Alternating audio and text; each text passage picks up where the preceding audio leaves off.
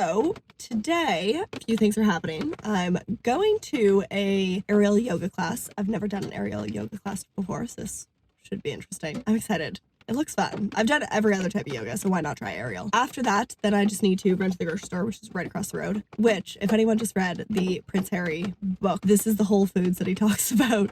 After that, we need to go to the Apple store. I don't really care to have the latest phone, but I have my new camera, which I'm excited to show you, which is gorgeous, but it's also huge. I'm not realistically going to carry that around the city with me. So I was figuring my best bet is probably whatever the newest iPhone is. And that is our plan for the morning.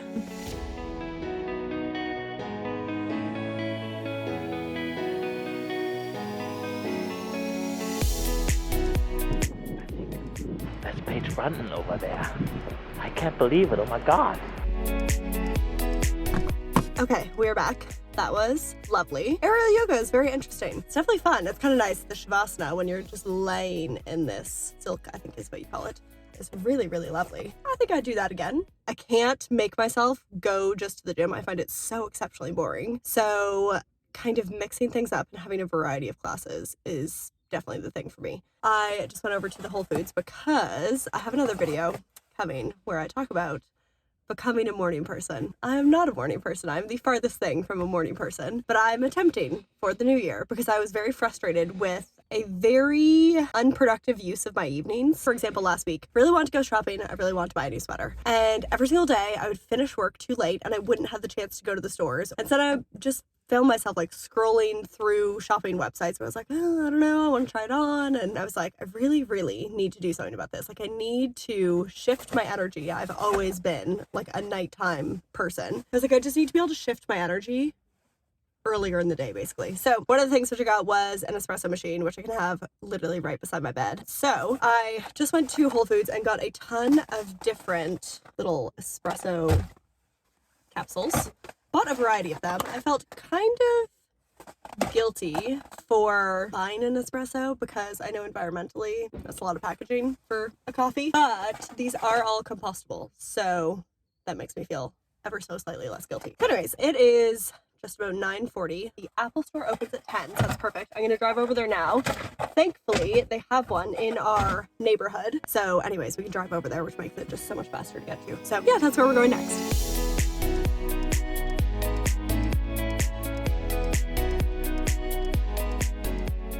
Okay, so I just left the Apple store and oh my God, I already took out the phone, started filming with it. The quality on this thing is freaking incredible. Like this is such a big improvement on the last one. I didn't expect it to be this good. Now let's head home. I want to show you like my whole setup. I feel like I have finished and completed it with this phone. I'm so stoked.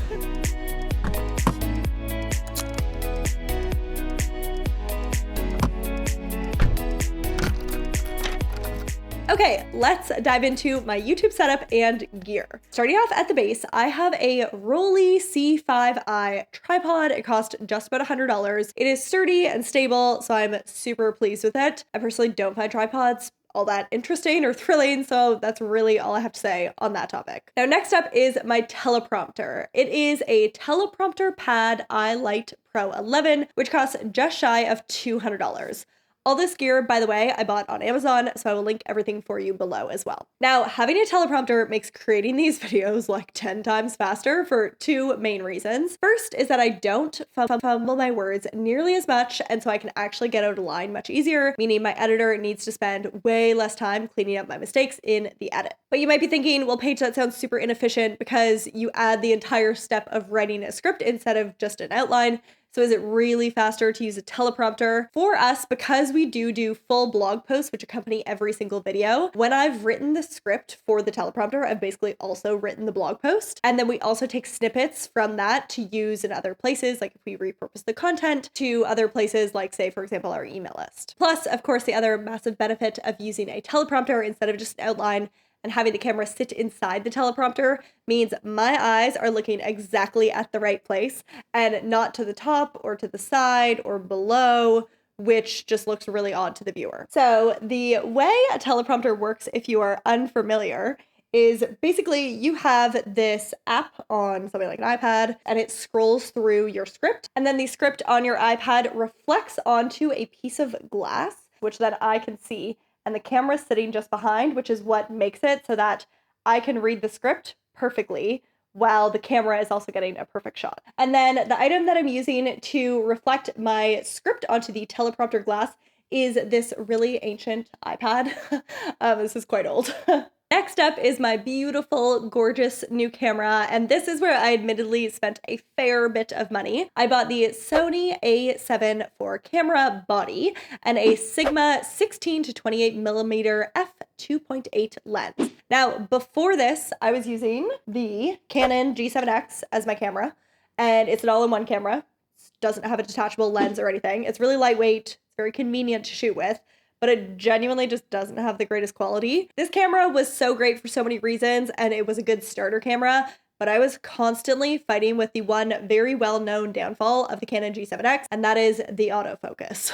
Now, with the new camera, which I have, it is definitely quite a bit pricier. My new camera body goes for $2,500 US at the moment, so it set me back quite a bit more than my old Canon G7X, but the quality difference is significant.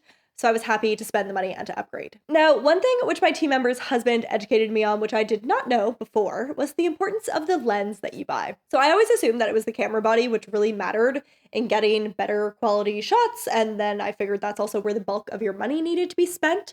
But it turns out that your lens is apparently just as, if not more important. So I picked up the 16 to 28 millimeter f2.8 DGDN lens from Sigma, which cost just shy of $1,000. I just checked it on Amazon. It's going for $900 US right now. Now this is a zoom lens, which means I can get a few different shots with it, which is really nice. And now together with the lens and the camera body, I think the quality of my videos is so much better.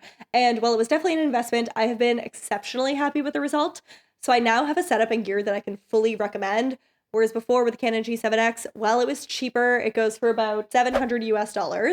I wouldn't feel right recommending it because I had a few days of literally wanting to pull out my hair while I was using it because it was just so frustrating with the autofocus. Of course, it probably only makes sense to buy a camera body and lens of the cost which I just did if you're also fairly serious about and committed to creating content. So if that is also you, I can definitely 100% recommend the setup which I now have. Next, we have my microphone. So this is the Rode Video Mic Pro. I highly recommend this microphone. It costs about $175. Now, normally you keep a microphone on something called a boom arm, basically a giant large piece of metal, which holds the microphone just above your head, but out of the actual shot that the camera gets. Now, of course, that means really large gear, and seeing that I film these videos in my London apartment, I didn't want to have a massive boom arm clogging up my living room. So what we actually did was we attached the microphone to the tripod with a little mount and clamp, which I'm super pleased with, and this cost just about $20 and is so much more space efficient than a giant boom arm. And then next we have my lights. These are newer lights with attachable soft boxes. These lights are adjustable in terms of strength and color of the light. So they're a slight upgrade on your basic shooting lights, and the soft boxes also stops the lights from being quite so harsh. But these aren't anything wildly professional, which the really super professional lights tend to have these like massive domes on them, which again, I just didn't want to use in my living room and have to take down all the time. So these, I think, are a perfect mix of quality, but also compact enough that they're practical, and price-wise, they cost about $200. And now, while all this gear is indeed important to creating videos that people want to watch and growing a YouTube channel, I have to be honest, I think there's actually something much, much more important, and that is being consistent with your content. If you can't master consistency of releasing videos, all the fancy gear in the world is a little bit pointless. So be sure, watch this video next where I share my secret tool, which will help you ensure that you'll be able to stay consistent with your content publishing schedule.